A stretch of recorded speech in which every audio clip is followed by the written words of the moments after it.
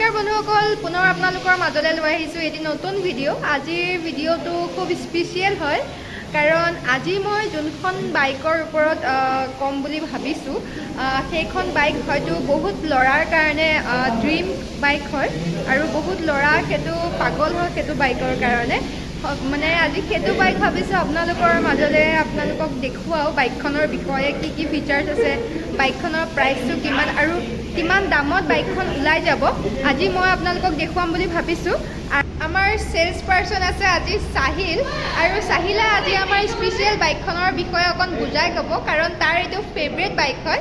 কোৱাচোন সাহিল, কি বাইকৰ কথা বুজাব গৈছে আজি? আজি আমি টিভিএছৰ আপাচি 310 RRখনৰ বিষয়ে ক'ব বিচাৰিম। আপোনাৰ তাৰ কমপ্লিট ডিটেইলছ দিম, আপোনাৰ তাৰ অন ৰোড প্ৰাইচ, তাৰ ফাইনেন্সৰ স্কিমবোৰ কমপ্লিট আপোনাক বুজাম। সাহিল, কোৱাচোন এইখন বাইকত কি ফিচাৰ্ছ আছে? এবাৰ মই বাইকখন দূৰৰ পৰা দেখুৱাই দিছোঁ, আৰু এতিয়া তুমি ফিচাৰ্ছটো কোৱা। ফিচাৰ্ছ আমাৰ টিভিএছৰ এখন ফুলি পেয়াৰ্ড স্পৰ্টছ বাইক হয়। ইয়াৰ হেডলাইটকেইটা চাব গ'লে আপোনাৰ LED প্ৰজেক্টৰ হেডলাইট হয়, লগতে LED DRLৰ সৈতে আছে। ইয়াৰ লগতে আপোনাৰ যোনটো টায়াৰ হয় এইটো মিছলিন ৰোড 5ৰ টায়াৰ হয়, যোনটো ৰেচ ট্ৰেকত যোনবোৰ বাইক চলে সেইবোৰত ইউজ কৰা হয়। লগতে 300 mm ৰ'ট'পেডেল ডিস্ক আছে ABSৰ সৈতে, আৰু তাৰ লগতে গল্ডেন কালাৰ এইকেইটা দেখিছেনে, এইটা আপোনাৰ USD ছাছপেনশ্যন শ্ব'ৱাৰ হয়।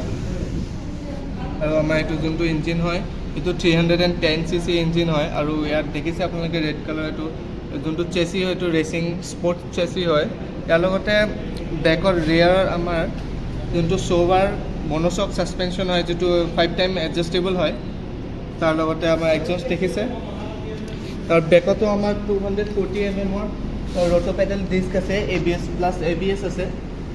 তাৰ লগতে আমাৰ যোনটো টায়াৰ হয় বেকৰ 150 ছেকশ্যনৰ, এইটো মিছলিন ৰোড 5ৰ টায়াৰ হয়, যোনটো ৰেচিং বাইকবিলাকত ইউজ কৰে। আৰু এইটো চেচিটো আপোনালোকে দেখিছে, এইফালেও ছেইম এক্সপ'জ হৈ আছে, যোনটো ৰেচ স্পেকৰ হয়। লগতে আমাৰ 6 স্পীড গিয়াৰ বক্স আছে, যোনটো শ্লিপাৰ ক্লাছৰ সৈতে আহে। ইয়াত ট্ৰেকশ্যন কণ্ট্ৰলো আছে আমাৰ বাইকত। এবাৰ মই ওপৰৰ পৰা বাইকখন দেখুৱাই দিছোঁ, লুকছটো কেনেকুৱা হয়, ছিটৰ ষ্টাইলটো আৰু গোটেই বডিৰ ষ্টাইলটো কেনেকুৱা হয়। আপুনি খুব দেখিছে কিমান ষ্টাইলিছ হয় লুকটো, আৰু বহুত ল'ৰাৰ কাৰণে এইটো ড্ৰিম বাইকো হয়। তো আপোনালোকে যদি ল'ব বিচাৰিছে দেন কমেণ্ট কৰি ক'বলৈ মোক নেপাহৰিব। কমপ্লিট মোড আপোনাৰ চেঞ্জ কৰিব পাৰে আপুনি ইয়াত কেইটা মোড থাকে? আৰু ইয়াত টোটেল 4টা মোড আছে। মই আপোনাক ডিছপ্লেত দেখাই দিম কি মোড আছে। এইটো হাজাৰ্ড লাইটৰ ছুইচ হয়, যোনটো মানে আপোনাৰ ইণ্ডিকেটৰ 4টা একেলগত জ্বলিব পাৰে। এইটো 5 ছুইচ, আৰু ইয়াৰ লগতে আপাৰ ডিপাৰো আছে আপোনাৰ এইটো ছুইচতে। তাৰপিছত ইয়াত চেল্ফ ষ্টাৰ্ট ছুইচ, এইটো চেল্ফ ষ্টাৰ্ট হয়। ইয়াতে ইঞ্জিন কাট আউট ছুইচো একেলগতে আছে এইটোত।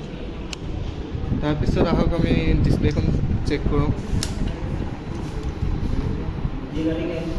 দেখিছে ডিছপ্লে লুকটো কেনেকৈ আছে, একদম ফোনৰ দৰে হয়। এইটো TFT কালাৰ ডিছপ্লে বুলি কয়। ইয়াত আপোনাক মই দেখাইছোঁ মোড।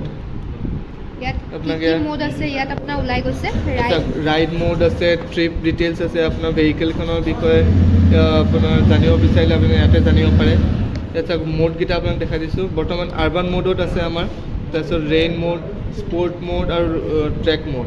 এই দুটা মোড দেখিছে আপোনাৰ লক লিখা আছে, এইকেইটা আপোনাৰ ছাৰ্ভিচিঙৰ পিছত মই আনলক কৰি দিম। আৰু এইকেইটা মোডত কি হয়?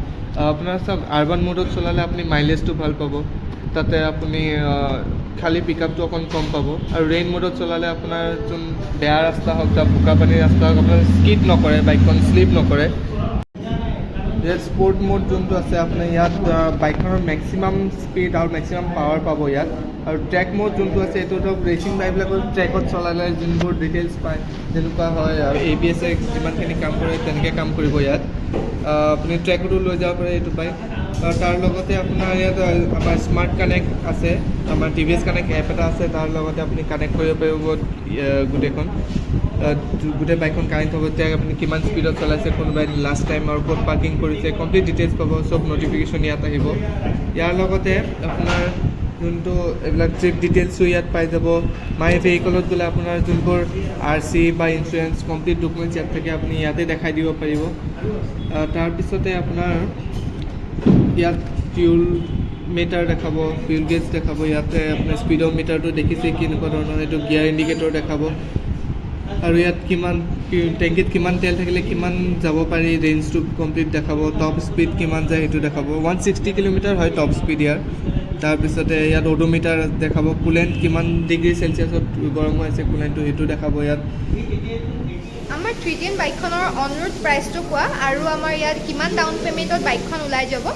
হয়, 310খনৰ আপোনাৰ অন ৰোড প্ৰাইচটো হৈছে 2,91,911 আৰু মিনিমাম ডাউন পে'মেণ্ট আপুনি 70,000 to 80,000 লাগিব, তেতিয়া আপুনি ঘৰত লৈ যাব পাৰিব এখন। তো গম পাইছে আপোনালোকে, আৰু আমাৰ ইয়াত সকলো ধৰণৰ ফাইনেন্সো এভেইলেবল আছে, আপোনালোকক মই আগতো কৈছোঁ। তো আপোনালোকে যদি এই বাইকখন ভাল পাইছে আৰু বাইকখন যদি আপোনালোকে ল'ব বিচাৰিছে, তেতিয়াহ'লে মই কণ্টেক্ট নম্বৰটো আমাৰ দুইটাৰে দি দিম বাৰু, আৰু মই ডিমৰুগুৰি TVS ডিলাৰৰ লোকেশ্যনটো আপোনালোকৰ লগত শ্বেয়াৰ কৰি দিম। আপোনালোকে কণ্টেক্ট কৰি আমাৰ ডিলাৰলৈকে আহিব পাৰে আৰু এনেকৈ বাইক ল'ব পাৰিব আপোনালোকে। আৰু যদি ভিডিঅ'টো চাই ভাল পাইছে, তেতিয়াহ'লে লাইক, শ্বেয়াৰ এণ্ড ছাবস্ক্ৰাইব কৰিবলৈ নাপাহৰিব। Thank U.